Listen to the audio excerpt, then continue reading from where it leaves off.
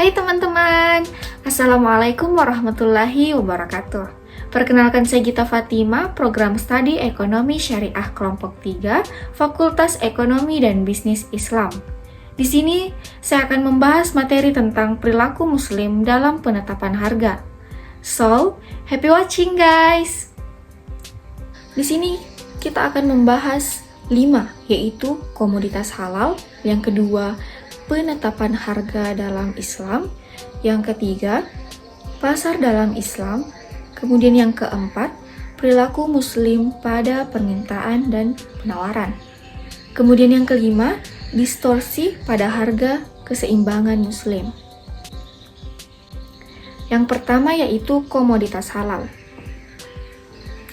Bisa kita lihat dalam Quran Surah An-Nahl ayat 114-116, yang artinya, maka makanlah yang halal lagi baik dari rezeki yang telah diberikan Allah Subhanahu wa Ta'ala kepadamu. Dan syukurilah nikmat Allah jika kamu hanya kepadanya saja menyembah. Dan syukurilah nikmat Allah jika kamu hanya kepadanya saja menyembah.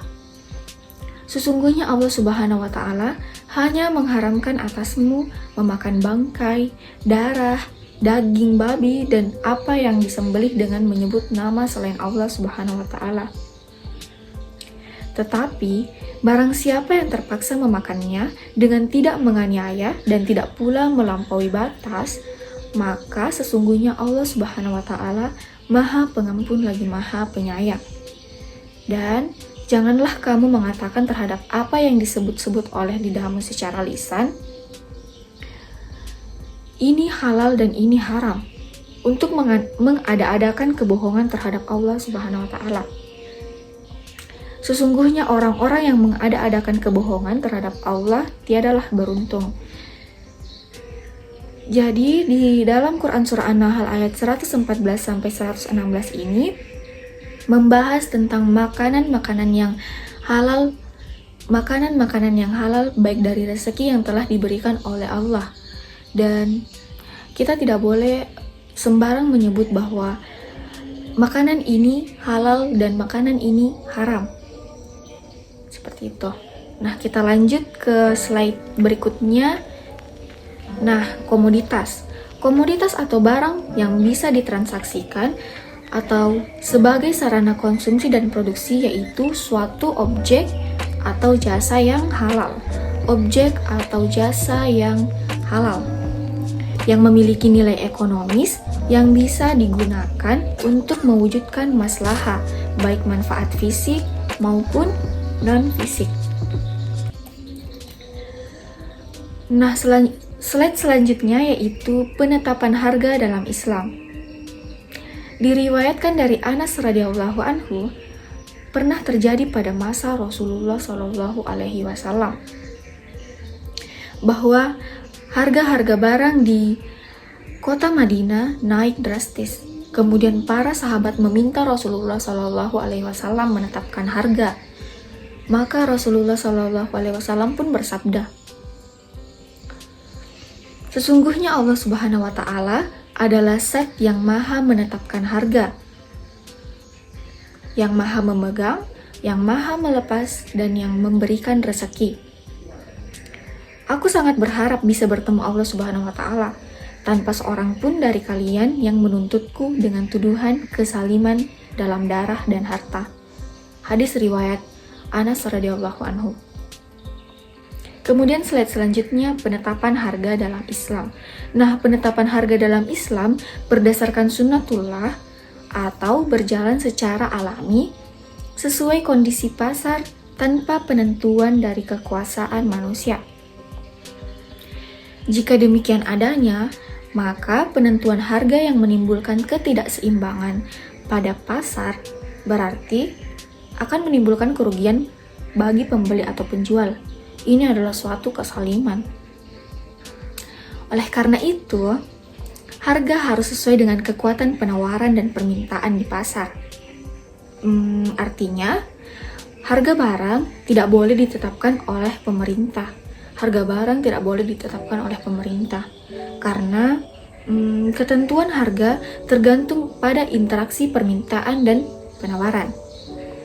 Namun demikian, Islam masih memberikan peluang pada kondisi tertentu untuk melakukan intervensi harga bila para produsen atau penjual melakukan kecurangan yang menekan dan merugikan konsumen. Nah, menurut Lilian Yulia Abadi 2016, harga memainkan peranan penting bagi perekonomian secara makro. Konsumen dan perusahaan di antaranya terbagi menjadi 3, bisa kita lihat di slide, yaitu yang pertama bagi perekonomian, yang kedua bagi konsumen, kemudian yang ketiga yaitu permintaan pasar. Nah, kita bahas satu-satu ya. Yang pertama itu bagi perekonomian. Harga sebuah produk berpengaruh dalam tingkat upah, sewa, bunga, laba, serta faktor dalam produksi seperti tenaga kerja, modal, dan kewirausahaan. Nah, kemudian yang kedua bagi konsumen. Bagi konsumen, faktor harga bisa menjadi salah satu hal yang dijadikan pertimbangan dalam pembelian produk. Bisa dijadikan pertimbangan dalam pembelian produk. Nah, mayoritas konsumen seringkali dipengaruhi oleh warga, walaupun ada faktor lain seperti citra merek, lokasi toko, layanan, nilai, fitur produk, bahkan kualitas produk. Nah, kemudian yang ketiga yaitu permintaan pasar. Permintaan pasar dipengaruhi oleh harga yang bisa dibilang menjadi determinan utama. Harga yang menjadi determinan utama. Bauran pemasaran lainnya membutuhkan pengeluaran dana yang besar seperti produk, distribusi, dan promosi. Harga merupakan determinan dari pengaruh persaingan yang berada di pangsa pasar perusahaan. Nah, slide selanjutnya, tujuan penetapan harga.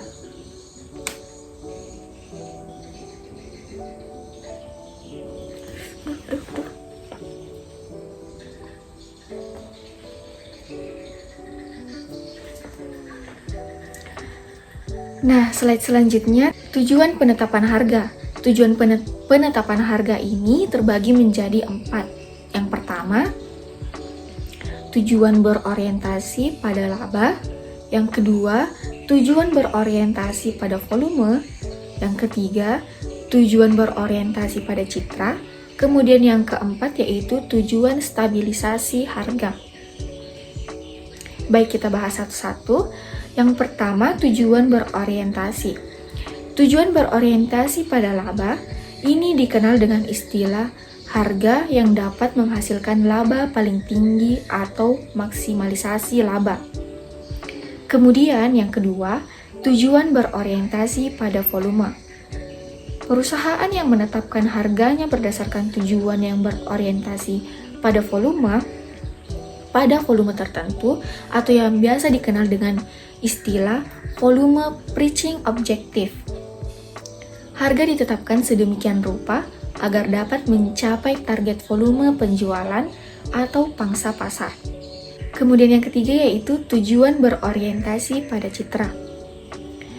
Citra suatu perusahaan dapat dibentuk melalui strategi penetapan harga. Perusahaan dapat menetapkan harga tinggi untuk membentuk atau mempertahankan citra prestisius. Sementara itu, harga rendah dapat digunakan untuk membentuk citra nilai tertentu. Kemudian yang keempat yaitu tujuan stabilisasi harga. Dalam pasar yang konsumennya sangat sensitif terhadap harga, Bila suatu perusahaan menurunkan harganya, maka para pesaingnya harus menurunkan pula harga mereka. Kondisi seperti ini yang mendasari terbentuknya tujuan stabilisasi harga dalam industri-industri tertentu. Kemudian slide selanjutnya yaitu faktor-faktor yang mempengaruhi harga. Faktor-faktor yang mempengaruhi harga ini juga terbagi menjadi 4. Yang pertama yaitu kenaikan harga sebenarnya, kedua kenaikan harga buatan, yang ketiga kenaikan harga kebutuhan pokok, nah yang keempat harga monopoli. Yang pertama, kenaikan harga sebenarnya. Kenaikan harga sebenarnya terjadi karena bertambahnya persediaan uang, berkurangnya produktivitas, bertambahnya kemajuan aktivitas, dan berbagai pertimbangan kebijakan fiskal dan moneter. Kemudian yang kedua yaitu kenaikan harga buatan. Kenaikan harga buatan ini terjadi karena para pengusaha serakah atau sengaja menimbun suatu barang. Kemudian yang ketiga yaitu kenaikan harga kebutuhan pokok. Nah, kenaikan harga kebutuhan pokok adalah suatu agama tidak akan mengabaikan kenaikan harga bahan pangan karena ini merupakan kebutuhan pokok orang biasa. Sebab itu, hasil dari bumi harus dijual di pasar sedemikian rupa, sehingga ia dapat dibeli dengan harga murah. Kemudian yang keempat yaitu harga monopoli. Monopolisasi adalah upaya perusahaan atau kelompok perusahaan yang relatif besar dan memiliki posisi dominan untuk mengatur atau meningkatkan kontrol terhadap pasar dengan cara berbagai praktek anti-kompetitif seperti penetapan harga yang mematikan dan persaingan yang tertutup. Nah, selanjutnya yaitu pasar dalam Islam. Pasar dalam Islam adalah setiap struktur yang memungkinkan pembeli dan penjual untuk menukar jenis barang, jasa, dan informasi dalam rangka untuk mewujudkan maslahah. Bisa diperhatikan dalam slide. Baik, selanjutnya slide berikutnya yaitu perilaku muslim pada permintaan dan penawaran. Adapun fungsi permintaan dapat dilihat dari slide yang saya tampilkan. Adapun keterangannya yaitu Q sama dengan kuantitas barang yang diminta, F sama dengan simbol persamaan, FE sama dengan faktor eksternal meliputi harga barang lain, ekspektasi, dan lain sebagainya. Kemudian FI yaitu faktor internal, meliputi pendapatan, selera, dan lain sebagainya. Kemudian yaitu MS, maslahah, variabel moderating, meliputi manfaat fisik maupun non-fisik. Kemudian slide berikutnya yaitu fungsi penawaran. Dapat dilihat rumus yang saya tampilkan di slide. Adapun keterangannya yaitu kuantitas barang yang diminta, F sama dengan simbol persamaan, FL sama dengan faktor langsung, harga meliputi harga, keuntungan, biaya produksi, dan lain sebagainya. Kemudian FTL yaitu faktor tidak langsung, meliputi ketersediaan input, teknologi, dan lain sebagainya. Kemudian MS, maslahah, variabel moderating, meliputi manfaat fisik maupun non-fisik. Kemudian yang slide selanjutnya yaitu distorsi pada HKM. Distorsi yang mengganggu HKM terdiri dari dua, yaitu distorsi yang disengaja dan yang tidak disengaja. Distorsi yang disengaja disebut juga dengan manipulasi pasar, kemudian distorsi yang tidak disengaja disebut dengan bencana alam.